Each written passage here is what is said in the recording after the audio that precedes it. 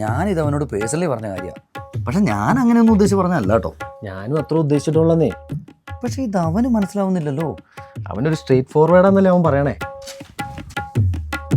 എന്നാ നീ ഇങ്ങൊന്നേ. Cooling glass വെച്ചാൽ അവൻ വലിയ മമ്മൂട്ടിയാന്നുള്ള വിചാരം ഞാൻ എന്നോട് പറഞ്ഞ നീ അവനോട് ഇത് പറഞ്ഞായിരുന്നു.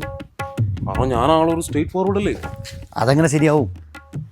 ഇവൻ കണ്ണാടി വെച്ച് GS പ്രദീപ് കളിക്കാതെ ഞാൻ പറഞ്ഞ കാര്യം നീ പോയി ഇവനോട് പറഞ്ഞില്ലേ? അതെ പറഞ്ഞായിരുന്നു. അങ്ങനെ പറയാൻ പാടുണ്ടോ? എവിടെയായിരുന്നു? രാവിലെ തൊട്ട് നോക്കിയിരിക്കുവായിരുന്നല്ലോ. നമ്മുടെ മാറ്റു സുകുമാരനല്ലേ, അയാളെ കുറിച്ച് ഞാൻ പോലീസിൽ ഇൻഫോം ചെയ്തിട്ട് വരുന്ന വഴിയാ. ഇപ്പൊ അറസ്റ്റ് ചെയ്തിട്ടുണ്ടാവും. നല്ല കാര്യം. ഇന്നലെ നമ്മൾ രണ്ടുപേരും അല്ലേ സുകുമാരൻ്റെ വീട്ടിൽ നിന്ന് വാറ്റടിച്ചത്?